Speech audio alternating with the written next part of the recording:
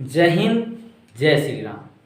देखिए, आज मैं ये वीडियो जो आप लोग के लिए पोस्ट कर रहा हूँ, यह वीडियो आपके सिलेबस से नहीं है, आपके सिलेबस से थोड़ा सा हटके है, लेकिन हर किसी को अपने धर्म ग्रंथ के बारे में जानकारी होना जरूरी है। ये वीडियो मुझे इसलिए बनाना पड़ रहा है कि इसमें जो गलतियाँ हुई है, यानी कि जो गलती करने वाले व्यक्ति हैं, मैं बहुत मानता था और वो समझिए ना कि एक गुरु के रूप में मेरे लिए थे इसलिए कह रहे हैं कि उन्होंने आज जो गलतियां करके जो सामने ला दिए हैं वो गलतियां क्षमा योग्य नहीं हैं, क्योंकि वो जो गलती किए हैं वह एक व्यक्ति के यानी कि सनातनियों के धर्म ग्रंथ से बहुत काफ़ी हटके है। थोड़ा सा भी मिलावट नहीं है। अगर थोड़ा सा भी मिल के रहता तो इस तरह की आवाज़ें न उठाई जाती, और एक गलती के लिए वो बार बार गलती किए जा रहे हैं। उनके वर्षों का मेहनत एक डायलॉग के लिए यानी कि एक फिल्म के डायलॉग के लिए बर्बाद हो गया। आप लोग ये जरूर जानते हैं, हमारे जो पूर्वज थे या फिर हम लोग का जनरेशन हो, सभी लोग कहते हैं सम्मान बनाने के लिए बहुत काफ़ी समय लगता है, लेकिन अगर बिगाड़ना हो या फिर लोग ऐसे भी कहते हैं कि धन इकट्ठा करने में बहुत काफ़ी वक्त लगता है, लेकिन उसी धन को अगर बर्बाद करना हो तो क्षण भर में वो धन बर्बाद हो जाएगा। उसी प्रकार से मनोज मुंतशिर, जिनका मैं नाम तक नहीं लेता था, केवल उनको गुरु कह के सम्मानित करता था, आज उनका मैं नाम लेके बुला रहा हूँ, इसलिए क्योंकि वो आज ऐसा काम कर गए हैं कि नाम लेना पड़ रहा है। देखिए, उनको अपना सम्मान बनाने में या फिर कहिए धन इकट्ठा करने में बहुत समय लगा है। इज्जत बनाने में, शानो शौकत शोहरत सब कमाने में बहुत काफ़ी वक्त लगा है, लेकिन इसको बिगाड़ने में उनको थोड़ा भी वक्त नहीं लगा। इतने खतरनाक डायलॉग दिए हैं, इतने खतरनाक कविता लिखे हैं, कहानियाँ लिखी है उन्होंने, इतने काफ़ी का अच्छी रचनाएं की है।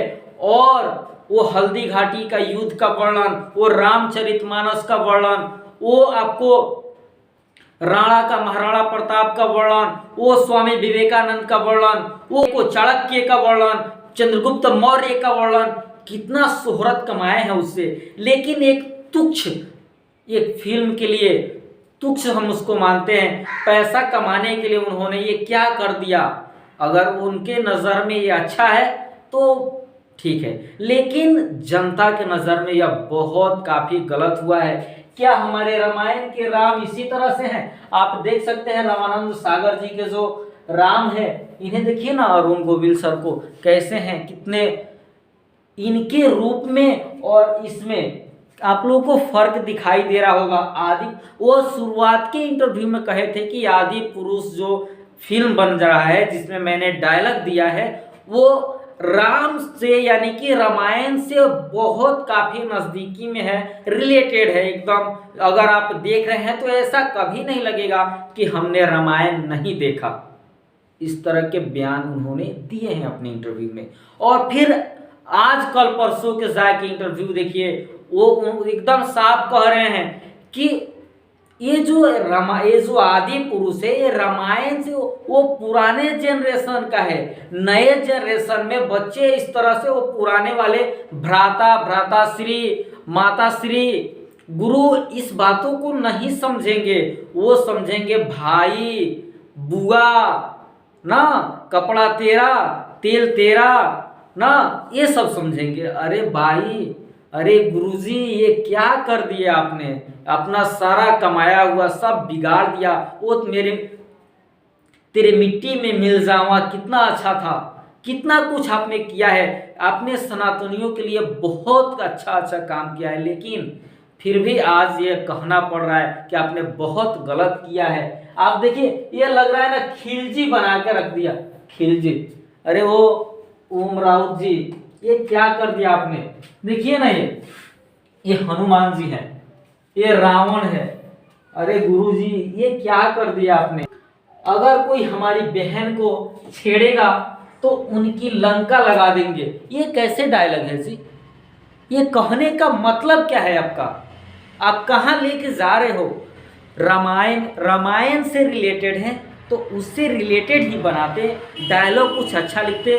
डायलॉग क्यों लिख दिए हैं जिसका कोई तर्क ही नहीं मिल रहा है उससे।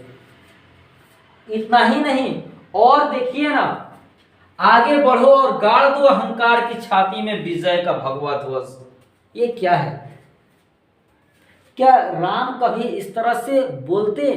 कभी इस तरह से वानरों को, जो वानरों की सेना थी, क्या आदेश वो दिए थे कभी इस तरह से?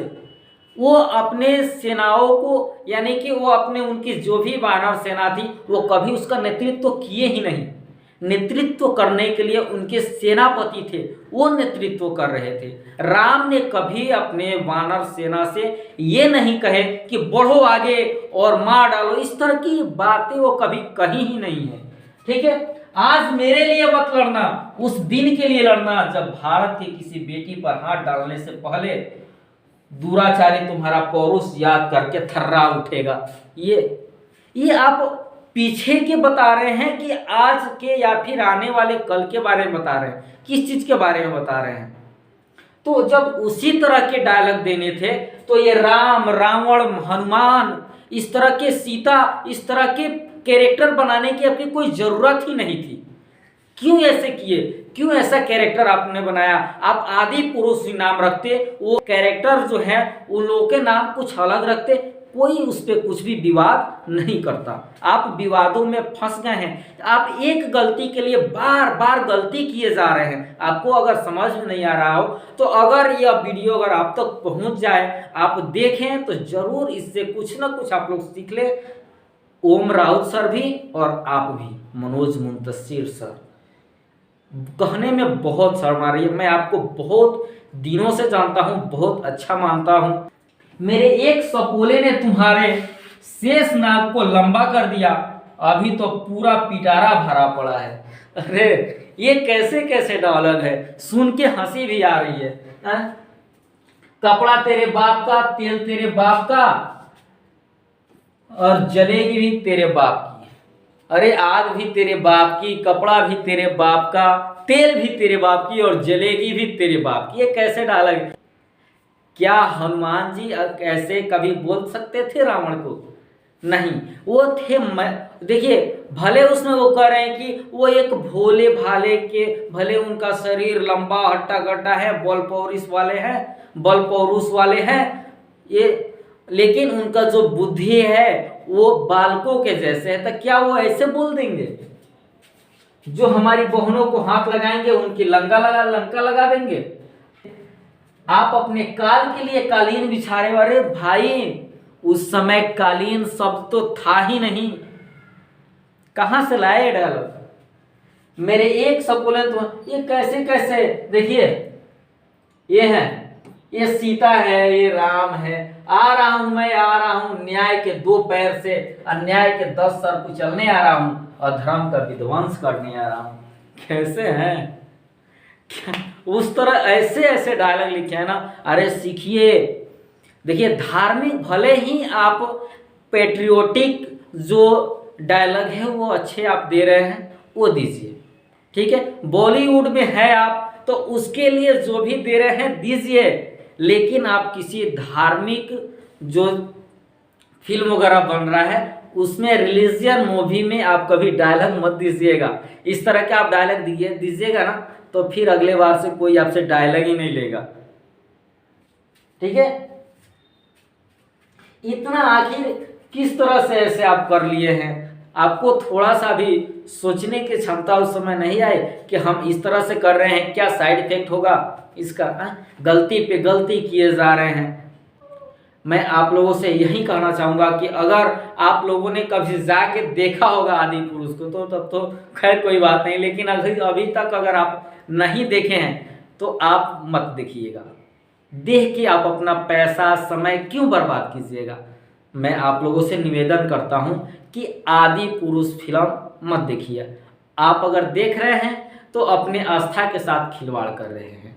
और इसमें एक और चीज़ बात बता रहे हैं, वो ये भी कहे थे कि हर सिनेमा हॉल में एक सीट हनुमान जी के लिए छोड़ दिया जाना चाहिए। इन्हीं हनुमान हमारे लिए पूजनीय है।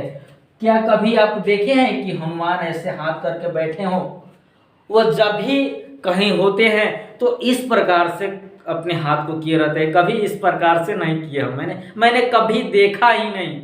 और खैर उनको जैसा सोच आया वैसे वो बनाए, इस तरह से कभी वो ध्यान किए ही नहीं है। उनके मन में राम थे, ऐसे राम राम वो कहते थे, कभी ऐसे नहीं कहे। एकदम ऐसा बना दिया है ना। अरे सर, कभी आपके दिमाग में हो क्या गया था इस तरह के डायलॉग लिखे? आप इस तरह के फिल्म में काम करना आपने पसंद किया, डायलॉग देना पसंद किया? चलिए खैर, आपकी सोच, अगर आपकी सोच इसी तरह की है तो करते रहिए। लेकिन इस आदि पुरुष फिल्म से पहले आपने जितने भी डायलॉग दिए हैं मैं उसका सम्मान करता हूं, और उसके पहले भी मैं आपका सम्मान करता था। लेकिन आज के बाद से अगर अपने में सुधार लाए, फिर उसी तरह से पिछले वाले की तरह अगर आप काम करना शुरू किया तो मैं भी आपको सम्मान दूंगा। लेकिन अगर नहीं किए, अगर आप अपने जीत पे अड़े रहे कि हम सही किए हैं, हम सही किए हैं, सही किए हैं, तो फिर मैं आपको सम्मान नहीं दूंगा, और हो सकता है कि आप पर हमेशा इसी तरह के वीडियो बनाता रहूँगा। तो अगर आप लोगों को कोई ठेस पहुंचा हो, अगर आप भी इनको अपना आइडल मानते हैं, गुरु मानते हैं, अगर आपको कोई ठेस पहुंचा हो तो मैं आपसे माफ़ी चाहता हूं।